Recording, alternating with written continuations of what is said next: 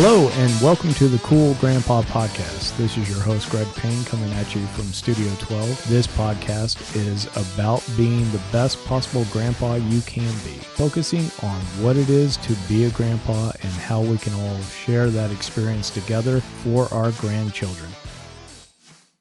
Hey everybody, I'm so glad you joined us again for another episode of the Cool Grandpa Podcast. I have Ronnel Blackmon, who is going to sit down with us and tell us all about his grandfather and his godfather.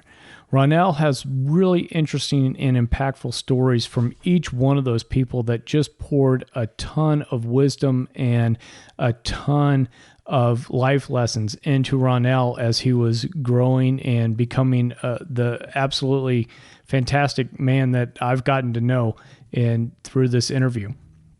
Now, I've got links to Ronnel's Instagram account, Twitter account, his personal website, as well as his business, More Than Me, LLC. Those are all going to be in the show notes. So what you're going to want to do is go to cool-grandpa.us and check out those links, and then get connected with Ronnel. Follow what he's doing on Facebook. Follow what he's doing on Instagram. He's doing some magnificent things, and he is just an awesome guy. High character individual. You guys are going to get to know, and you guys are going to get to love him. Now, what I want you guys to do is grab yourself a favorite beverage, pull up a chair, and then join me and Ronnel for our conversation. Hey, Ronnel, thank you so much for joining us on the Cool Grandpa Podcast. I really do appreciate you taking time out of your day to have a conversation with us and talk to us about your incredible grandfather and your godfather. Yes. Well, so I'm originally from Akron, Ohio. I now reside in Atlanta, Georgia, and I met, or I should say they both are from Akron, Ohio, that Ohio area, and which is northeastern Ohio, home of LeBron James and just south of Cleveland. So my grandfather, he was a pastor. He worked at Firestone Rubber Company for many years until retiring, pastored a few churches until he became ill and he had to step down from that. He passed away when I was right in the early portion of my freshman year of high school. And then that's where actually my godfather came into play. So truly am a believer and faith-based. Through that, I was able to, kind of get a continuation on of learning how to become a man and the man that I need to be. Oh, that's awesome. Now, tell us a little bit about the background for your godfather as well. So my godfather, as I said, Akron, Ohio, born and raised there. So he was a football coach. He was a teacher, PE teacher in high school. But then he also was the track coach as well at my high school. He also, I would say by my senior year, became a councilman in the city. So got into politics, introduced me a little bit into politics as well. Right. Me working on his campaigns out there, and then became a councilman at large for the city of Akron. Oh, very cool. Very cool. Now, tell us a little bit about some of your early memories with your grandfather, kind of in those elementary school, those when you're the little buddy to your grandfather and things. What are some of your early memories? Man, the thing I remember about him early on was church, faith-based, right? Just truly believing, being a believer. He was a pastor of an apostolic church, and he just really loved on people, really cared for others, whether they be, young, old, all different races, all different genders as well. So, male and female, right? Just really treated folks equally, but then gave just kind of that faith, that strength of faith and community. Oh, wow. That must have been quite an impact. And I imagine you went and saw him preaching quite a bit too. Not just, let's say, I'm trying to figure out how to say this right. Not just preaching on Sunday, but preaching throughout the week when he's providing service, you know? Yes. I mean, I would see him go to hospitals, you know, pray for folks. I would see him through Bible studies. I would see him. So my mom's a preacher's kid, but if you know anything about preacher's kids, they don't want to be preacher's kids, right? Oh yeah, right. Yeah, absolutely. They kick and scream about that. Yes. But for me, it was just because my father really wasn't in the picture. I mean, he loved us, right? My dad was he was very caring, but he just really didn't provide the support that our immediate family needed. So my grandfather was kind of that father figure, right? Okay. He was the one that showed me what a man looked like as a child, Sure. you know, gave me that imaging. And so my grandfather, I mean, like you said, right, throughout the entire week, we're just, you know, going to different people's houses. He's praying for them. He's helping them. And this is after work. So this is when he's, you know, coming home from work, eat dinner, and then we're heading out. And so he would always pick me up and, you know, take me places, and we would just have different discussions about just life and responsibility. Well, and I think that's an important point for people of faith, that when you have the opportunity to take young men and young women to go to those service calls, right? Yeah. Hey, even if it's we're delivering a casserole to Mrs. Jones because of whatever. I think that's super important, and something that may not be always top of mind about how important it is to have that role model and that example for the young people. Because without seeing that, you don't necessarily know and grow outside of yourself, right? Because as a little kid, it's all about me. I want the latest toys. I want the latest this. I want. And that's not a bad thing. That's just part of growing up. At an early age, it's all about me, what I want. Correct. I would definitely say that, especially nowadays with technology and, you know, the kids. Like, I have a 6-year-old boy and then a 2-year-old daughter, right? And I'm talking about my son is Beyblade this, YouTube, tag with Ryan. He's Minecrafting, and it's just like, man, hey, let's go outside and, you know, kick the ball. So it's interesting, the transition or the differences now than it was back then. But I still see the curiosity and the desire to go, you know, to tag along. Sure. Well, one, it had to make you feel like you were part of that service as well. You weren't just a little kid that was hanging on. It was, you know, your grandfather knew that you had a role to play, you know, because nothing brightens up an old person's day as seeing a young person, and at least being able to say, hey, what's going on? What are you doing? And that little bit of spark plus the casserole or the service or going and praying with somebody is a huge example. So I'm glad you had that opportunity. Yeah, definitely. And just really gave me a heart, right? Gave me a heart for people, gave me a care for, you know, those without, but then also, you know, just in the service industry. Sure. Just really how to, you know, show people that you care, you know, just through listening or having those conversations.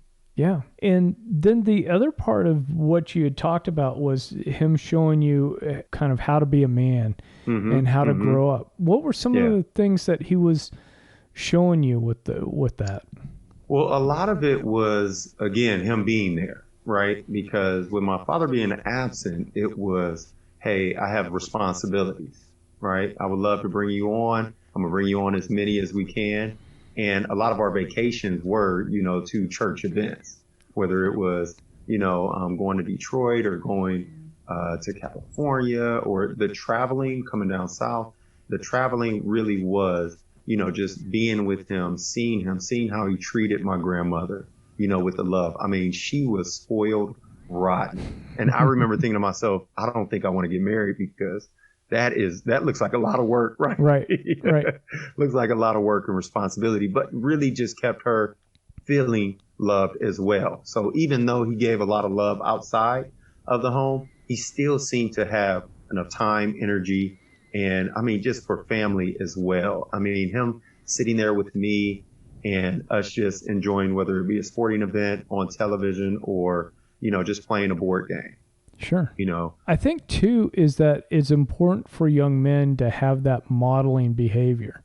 And to witness both, from the church and service side, that when you're pouring yourself out to others, it's strange how you seem to have at least enough for what you need for the family. That's not always the case. Correct. People get tired, things like that. But it's a great example of being able to say, I can work my full-time job over at Firestone. I can come back, and then I can go out and service all these different people. And then I've still got enough love and energy for my family. Correct. I mean, just one of the things, I mean, he was, like I said, the male role model, the male figure for not only myself as a grandson, but also for my mother. I seen him as a father. I seen him as a husband, seen him as a brother. He had a older brother, and it just seemed that everywhere we went, everyone loved him. Everyone just gave him so much respect. And that was something that I wanted to be just like, I wanted that same care, love, and, have people feel very comfortable and free with sharing. Sure. How was it when it came to discipline? And I don't mean that as the same way as like a father to a son, but definitely there's that grandfather. And so it's a different kind of discipline. It's almost, I'm seeking approval, and you can know when grandpa doesn't approve, you know it. Yeah, you definitely do. I mean, just really, in a sense, so in the faith-based world, it's missing the mark, right? So, just really feeling like, hey, just seeing the frustration or the discouragement or the, just the upset, just that frown, right? That look on the face of disappointment, which you never want to, kind of do, especially because you want your superhero, so to speak, to look at you and say, you're doing a great job all the time. Oh yeah. Right. So when you're not, it's like, oh man, I really messed up. Let me correct this quickly. Right. Let me, I don't want to be, because at that age, especially at a young age, it's, just doing little things that might be disrespectful, smacking the lips or talking back or, well, I don't want to do this or, whatever it might be. And when, that look comes across the room, that, hey, let me straighten up, get together. It's weird because it's almost like militant, right? Without being physically, just more mentally militant of, hey, I don't want for my grandfather to disapprove of my actions. Right.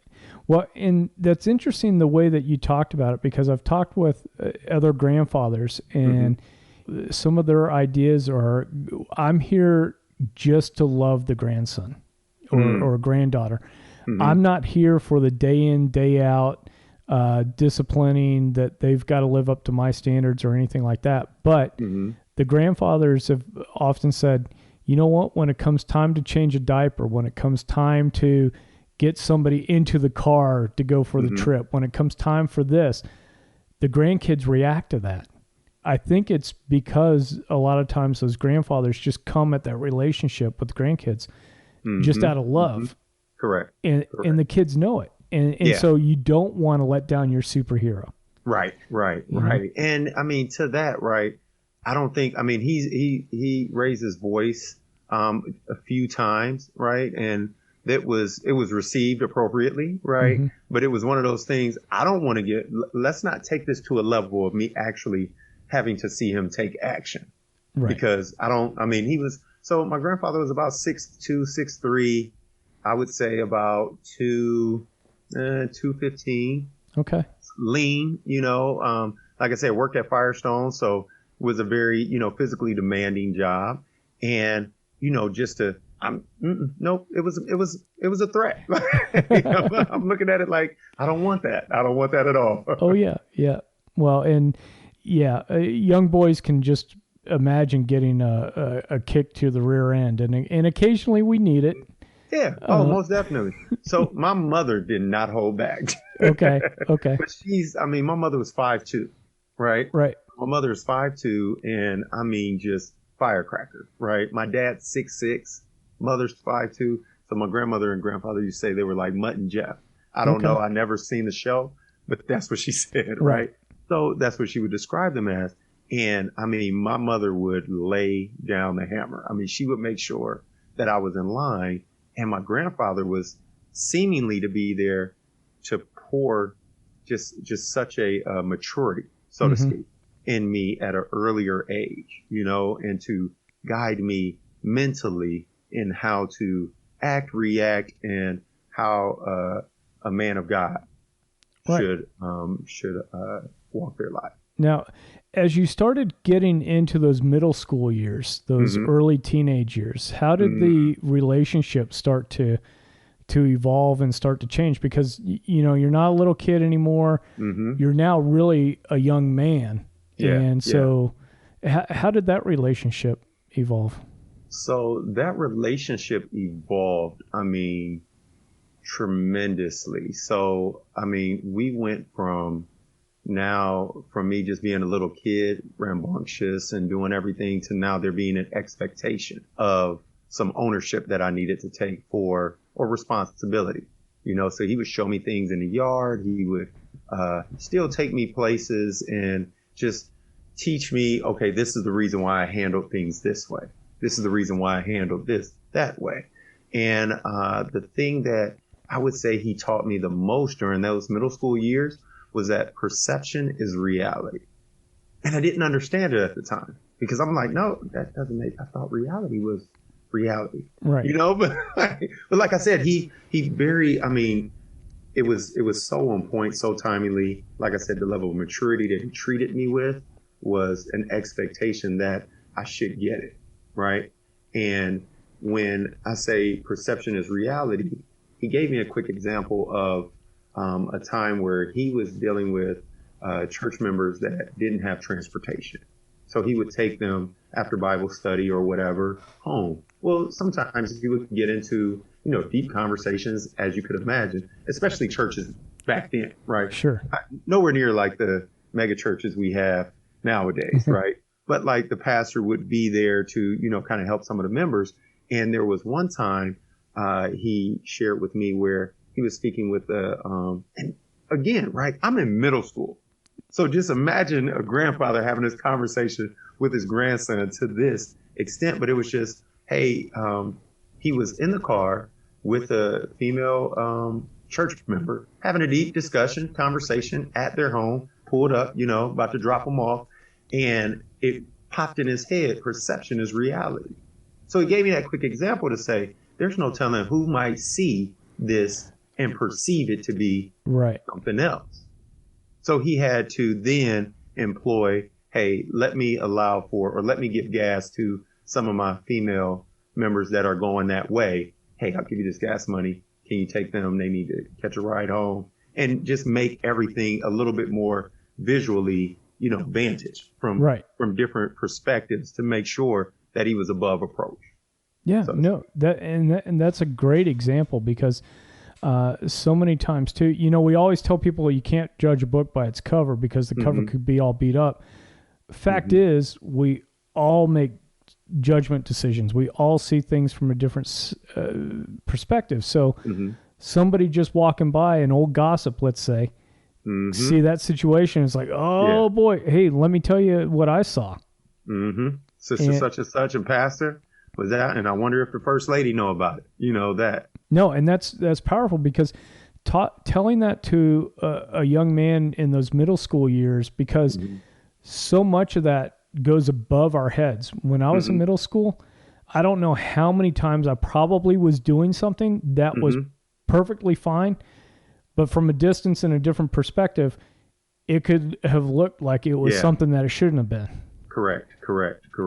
I mean, there were times in middle school where I can definitely agree with you and say, hey, I know I was doing the right thing, and I'm talking about in school, right? I know I'm walking, you know, not running down the hall, but because somebody else was running, one of my friends that now looked like we were running, and now it's we're in trouble, you know. Sure. So it's correct. You hit the nail on the head with that one. It's truly the perception is that individual's reality, so to speak.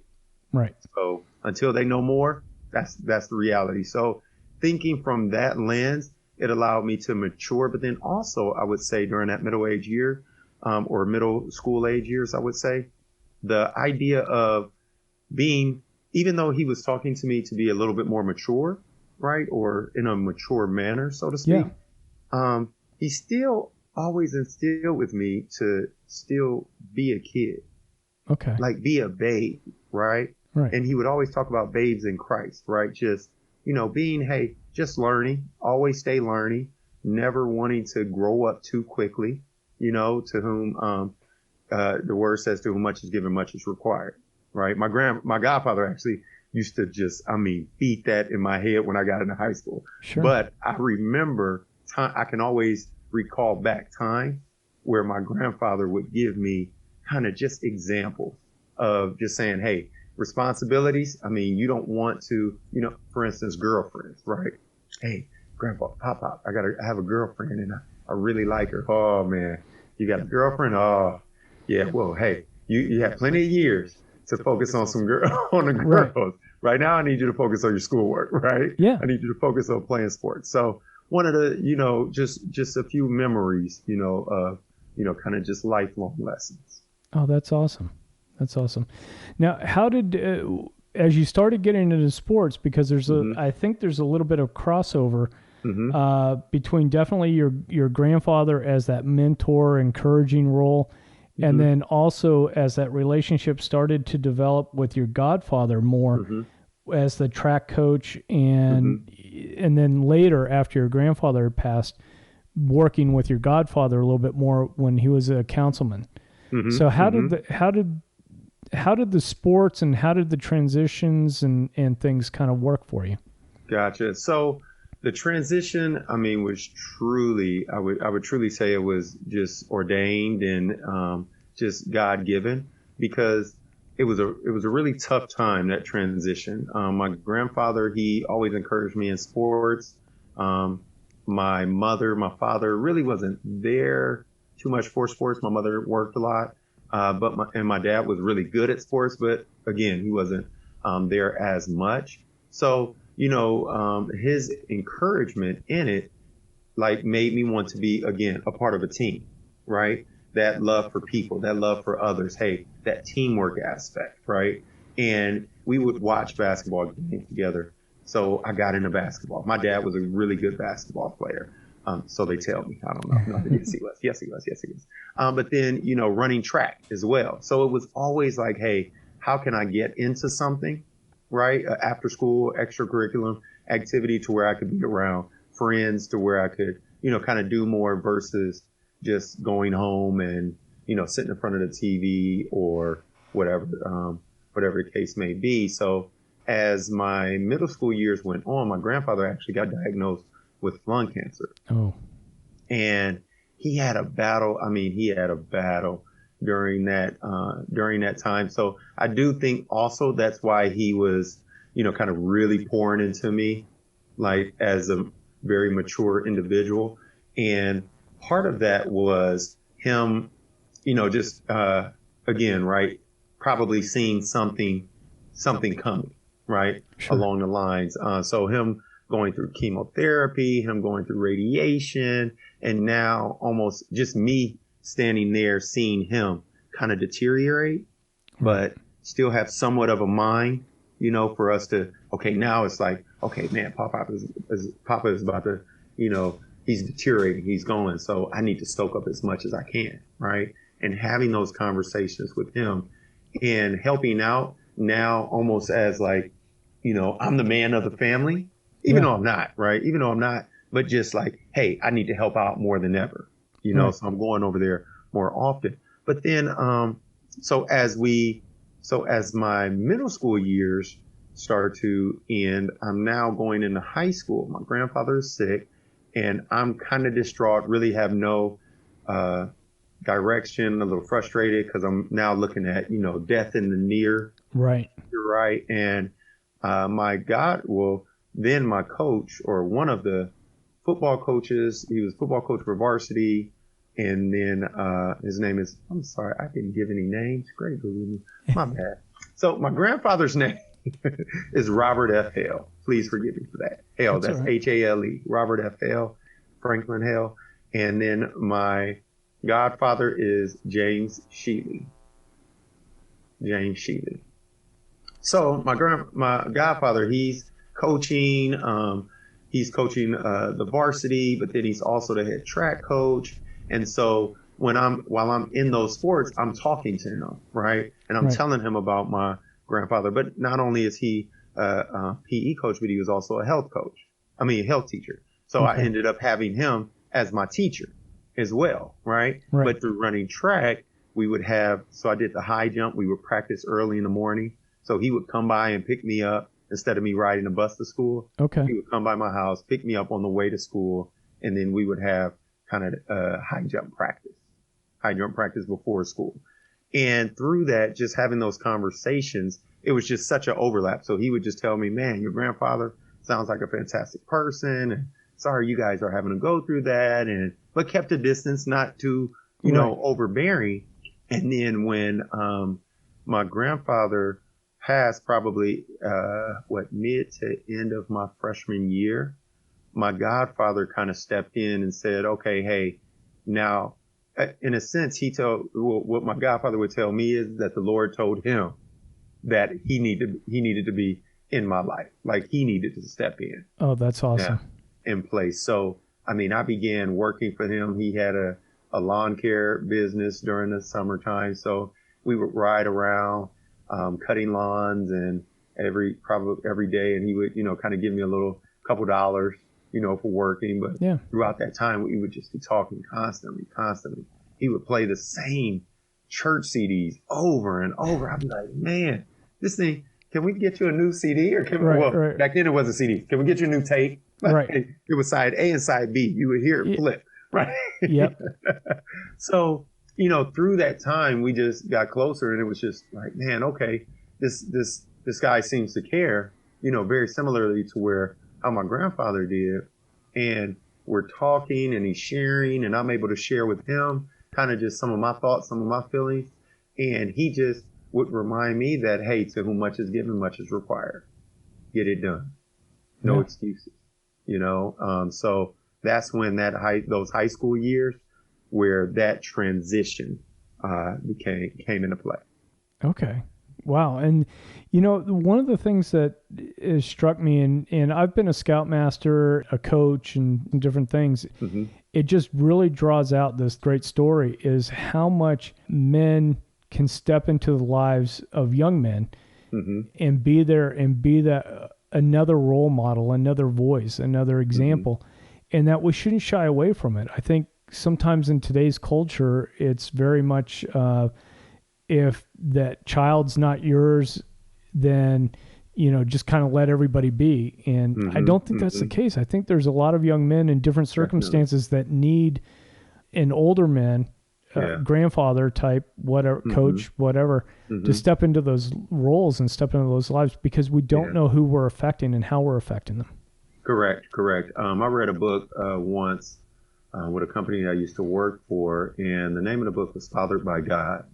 And there was a chapter in it that talked about the sage, right? Being a sage. So father being a sage. And it was just kind of really giving that guidance, right? Giving that, rearing, so to speak, right? Not necessarily having to get too physical, but being that encourager, being the one that just really fills up that cup, right? For that individual and giving them the confidence, because what I've seen is that, anywhere in life, and I have a background in psychology, and anywhere in life, or everywhere in life, I should say, there's disappointments, right? Sure. But a lot of the disappointments are going to come. Folks are going to focus their energy on it, but we rarely focus a lot of energy on the positive, on the pros, on, hey, I understand that I can't really, I don't have the best handwriting, but man, I can read really well, or I can speak really well. So champion me there,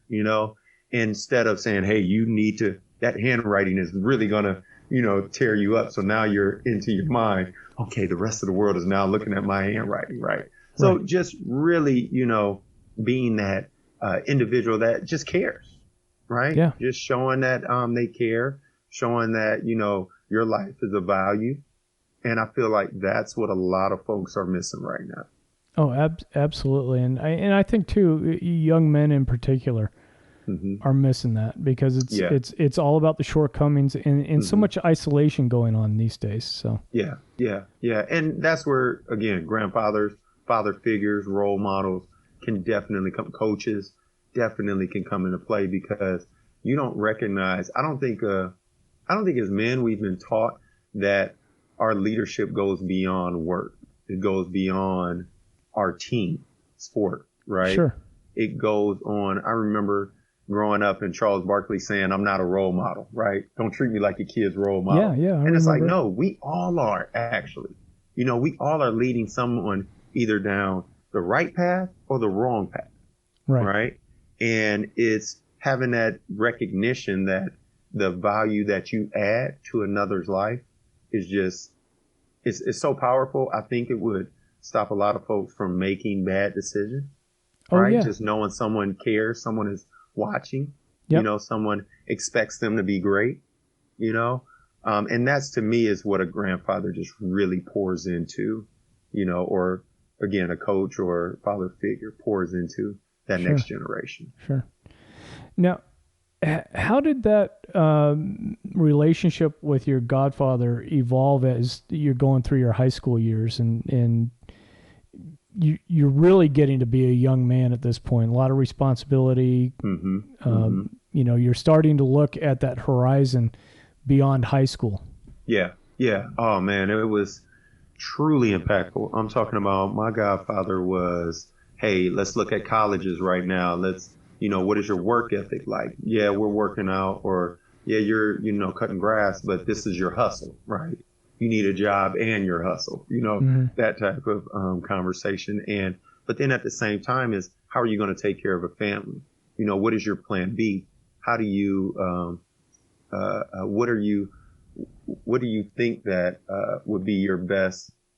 I should say, what do you think would be your best? Okay, hold on. No, he would tell me all the time, what do you want to do? Figure out what you want to do, make that your career, and figure out how to get paid to do it. Right? It's like, what would you do for free? Yeah. Man, like I could talk all day, right?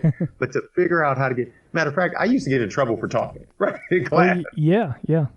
It'd just be like, Ronnel, can you just be quiet? I mean, you're doing great in school, but like, you're disrupting everyone else. And I'm like, I'm sorry. I just got it in me. I just want to talk. I was kind of the same way. It's like, I just want to figure out what they're doing and what they're doing and what's going on. And here's what's going on with me. And it wasn't meant to be disruptive, but it was like, hey, what's going on with you? What do you got going on this weekend? What's going on here?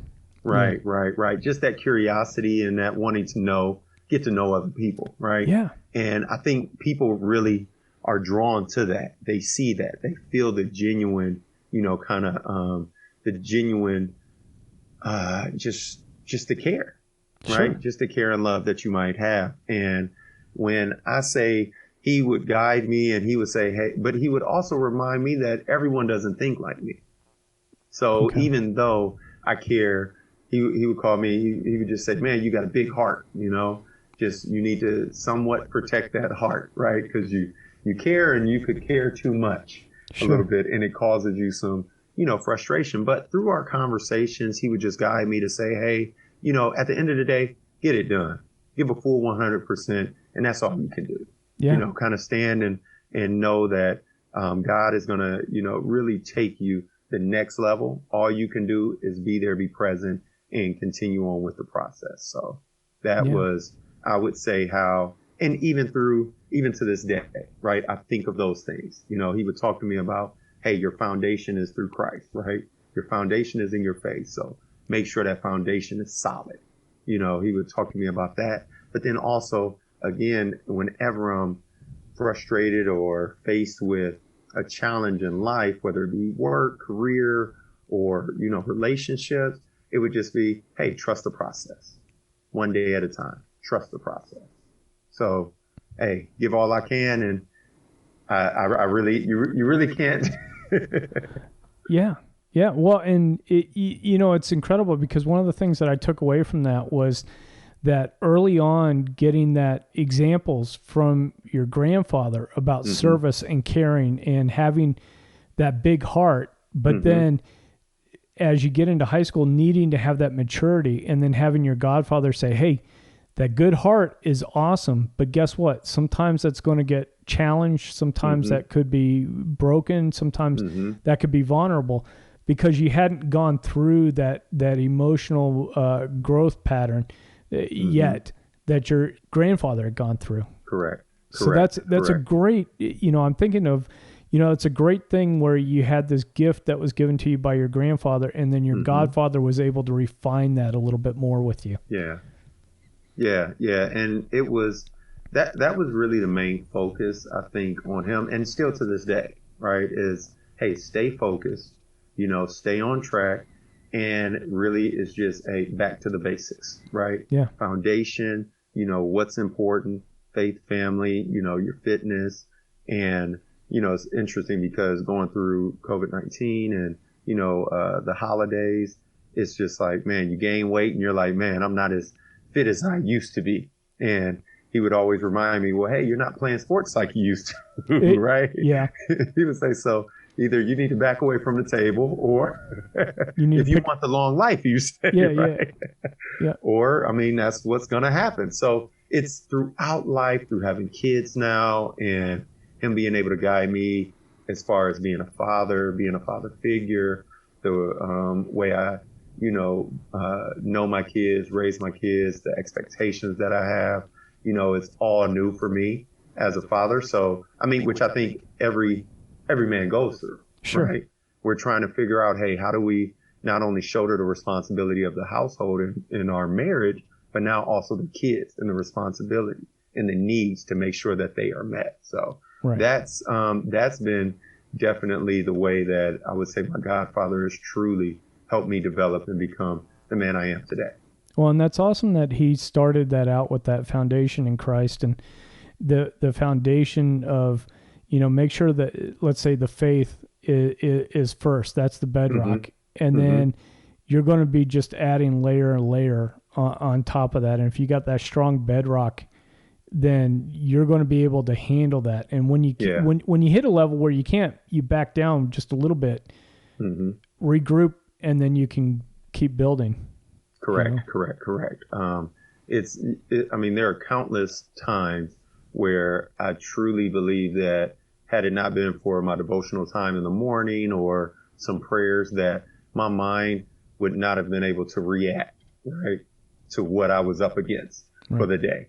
What the day brought on. So I truly agree with that. And just having that solid foundation just reminds me every time, if I'm not doing quite well or quite where I want, or what I want to be doing, or not reacting or going through whatever stresses, it's just like, hey, did you start off your day? Did you start off your day right? And if not, how do we get back to that? Right. No, that's awesome. Yeah. So as we start to wrap this conversation up, is there a particular story from your grandfather or your godfather that you would like to share with us? So one of my most fond memories of my grandfather actually wasn't in the church. It was us sitting in their bedroom watching television, watching a Cavs game. Actually, it was the Cavs and the Bulls, and it was when Michael Jordan hit that shot. Yeah, it was when Michael Jordan hit that shot. And I remember just being like, whoa, and we're running around like, what in the world just happened? And I'm thinking to myself, like, this dude, Michael Jordan, is just amazing. I want to be like Mike, Yeah. But my grandfather, his team was the Cavs, right? So he was, but it was a good shot, He was upset. That was Brad Daugherty, Mark Price. Man, I remember that like it was yesterday. Ron Harper was actually not on the Bulls. He was on the Cavs team at that time. So, that was it's weird how a sporting event or a moment like that could just stay just really etched in your brain. But it was just me being with a father figure, right? Me having that one-on-one time that I felt like we weren't in front of a bunch of people, right? It Yeah. wasn't for show. It was like you knew there was just a genuine joy of the moment. So I would definitely say that is probably just something that, just a takeaway of just your presence, right? Presence. My grandfather just having a presence in my life, which Sure. is really major. And my godfather, I would say that, the thing that he always taught me hard work, right? Hard work, hard work, hard work. There would be times where he, like I said, he would say, give it your all. You're not giving it your all. And it was weird how someone could see that, right? Mm-hmm. How can you see that I'm holding back, so to speak? But he Right. would tell me all the time, he said, you're holding back and I can tell. And it makes me believe that you're afraid to fail. So it's like, how will you ever succeed if you're afraid to fail? Wow. You need to put it all out there on a line. You're not giving a full 100%. So now in everything I do is in the name of Jesus, right? And then I'm going to give it my all. And I hope they like it. If they do, great. If they don't, we'll figure it out, right? Like, help me get better, But that, I mean, and that was in track. I mean, just really seeing how you can get over a hump, right? Yeah. Just by pouring your all into it and saying, hey, instead of me being focused on, me, what I want, being selfish or what I can handle, it's just like, hey, put it all out on the line. Let it, just figure it out, and hey, something I always say, we're winging it at best, right? Like my godfather was, he wasn't a grandfather, right? He actually didn't even have any biological children, right? Okay. So my godfather was just a father to so many, right? And I just happened to be one of his godsons. But just to, kind of see the development in people and others, right? And him to say, hey, I have a responsibility, right? To lead, to guide, and to provide whatever knowledge that I can with the next generation. So. Oh, that's awesome. Mm-hmm, mm-hmm. Anything else? Any final thoughts about grandfathers or the impact of grandfathers or advice that you might have for some of us old guys? I would definitely say, beginning, right? Foundation. You all are that rock, that true development of the personality in a sense of providing your grandchild with that foundation, whether it be faith, they're watching you, right? Whether it be faith, whether it be how you deal with your family, or if it's something with integrity, right? Did the cashier give you $1 too much? How do you handle that? And do you share with your grandchild, hey, I don't know if you've seen that, but this is what happened. Or is there an individual on the side of the road, looks hungry? Hey, you can do it. You provide that meal and just say, hey, some folks out there need help, and we can go get another meal or whatever, but let's, help out where we can. So that's what I would say about my grandfather, my godfather, just, really carrying on values, right? Keeps me striving with the attitude of getting it done, like I said, and, the value of responsibility. I'm responsible for my happiness, for, the things that I do day in, day out, and I am going to be held accountable. I have to be held accountable for all of my actions, right? All of my actions and reactions. So when it's said and done at the end of the day, the communication, the time, the emotional things that you're providing to your kids, I would definitely say that you have an opportunity, right, to those grandkids to provide those things in addition to or in replace of what they might be missing or have at home. Okay. Ronnel, I just wanted to say thank you so much for spending this time and having this conversation. This has been absolutely awesome, and I super appreciate it. No, I appreciate you allowing me the opportunity to just share, and I think what you're doing is fantastic, and I look forward to seeing not only this episode, but then also many others, and then where you're going to go in the future. So truly appreciate you. Thank you so much. Hey guys, I just absolutely enjoyed this conversation. You probably got that throughout the entire interview, but I wanted to let you know that one of the biggest takeaways I had was just how impactful that relationship was between Ronnel and Robert, his grandfather, as well as with James. You know, Ronnel is so lucky to have had two loving, strong men in his life that helped him along, kept him on the straight and narrow, and gave him such life wisdom. So one of the biggest things that I got out of this as far as a aha and takeaway moment was that, you know, when we're around young people and we have the opportunity to incorporate them into our acts of community service or church service, or just running over and helping a neighbor change a tire, whatever it may be, that becomes important, because that's how we start to learn and develop a sense of other people, of things outside of ourselves, let's say. So when you have that opportunity, make sure that you include children, grandchildren, or your children, young people in general, in those types of acts of service that you may find every day or on the weekends, whatever it may be, because that is an incredible role model and an incredible example of serving other people and looking outside of yourself for the larger community. Look, if you want to get in contact with Ronnel, I've put some links for his Instagram, his Twitter, Facebook. Be sure to check out the links for his More Than Me LLC and connect with Ronnel. Let him know what you got out of this conversation. And do me a favor, share this with a friend of yours. This is a great conversation and a great community that you're a part of.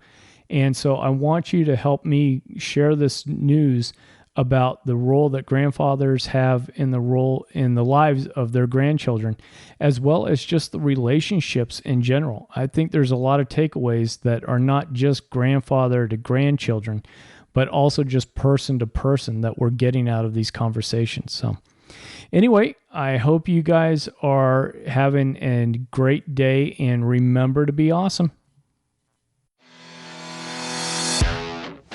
Thank you for listening to the Cool Grandpa Podcast. If you've enjoyed this episode, please do me a favor and share it with a friend. That's the best way you can help us to expand our community, as well as get the news out about how valuable grandpas are in the lives of those kids. If you'd like to leave me a comment or shoot me a potential topic for this podcast, please go to www.cool-grandpa.us. Look for the comments tab, fill it out, hit submit.